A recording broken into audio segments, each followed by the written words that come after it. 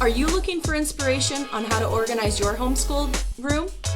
Stick around and I'll show you what we do.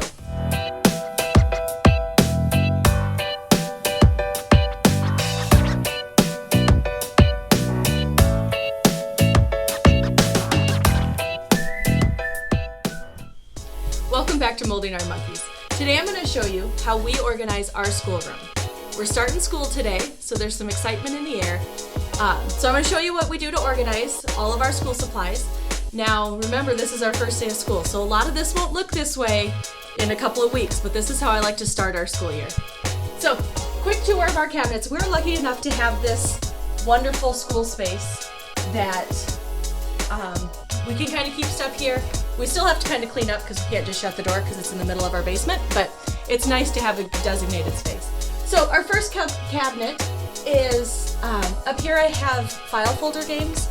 I love file folder games, and I'll be doing a video on those at some point soon, but that's our file folder games. Down here is our kindergartner's schoolwork. So everything she needs is right here for books. And then this right here is my stuff that I need ready access to, my curriculum resources for myself. So moving on, we'll go to this one. This is the same thing, only this is for our 4th grader and our 2nd grader. Again, everything that they need for books is right here. I did something different this year. You know, you kind of pick up random pieces of curriculum or little workbooks here and there and whatever. And I always just put them in the cabinet who I bought them for. And this year I got so overwhelmed with that, I took everything out that's the extra stuff and I put that in the storage room, and I can find it real easily if I need it. So everything in here is stuff that they're going to be working on regularly. This little box right here is our together curriculum. So we're going to be doing science together, and we're going to be working on Spanish with the older kids this year. So that's right there. One thing that I like about this is everything's right here. I don't have to go searching for supplies throughout the day, unless it's for like a random science experiment or something. Up here we have our manipulatives. We've got our base 10 blocks, our Unifix cubes. Just nice and easy. Can grab it as I need it. Also, there's a couple of things that are just for time filler, little extra stuff for the younger kids. So then to our drawers. This is where I have gotten laughed at before because I like to be overly organized. Our writing utensils.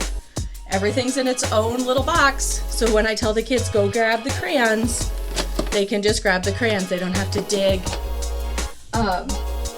Yeah, so that's kind of my overly organized. But again, it just makes things easier because everything's right here. It's easy to grab.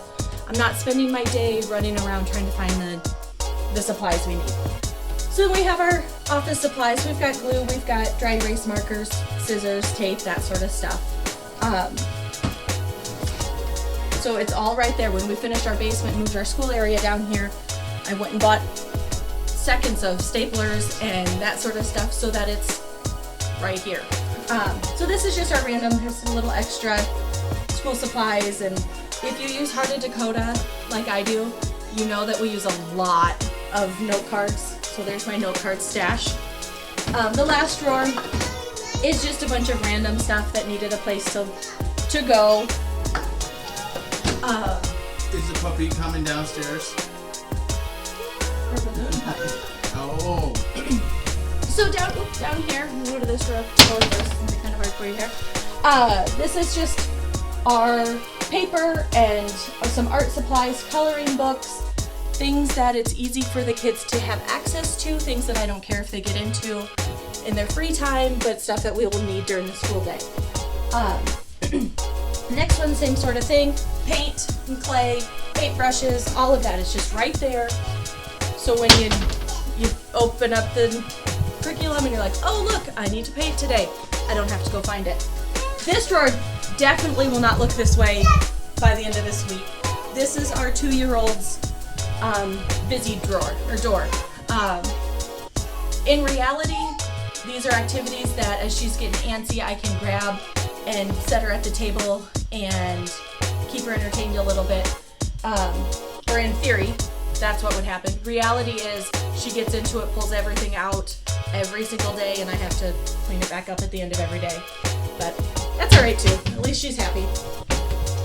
This cupboard has our Play-Doh, stamps, again, stuff that the kids can have access to during their free time, but we might need during school also. And then this top is sort of a mess, but it is, in my mind, organized. Some more manipulatives, counters if they need to use counters for anything, and games. We're really trying to incorporate games into our school day. Our 7-year-old has told me in the past that he learns better by playing games, so we're trying to incorporate more games. So that's part of where our games are. So again, they're just right here. I don't have to search. I know where things are.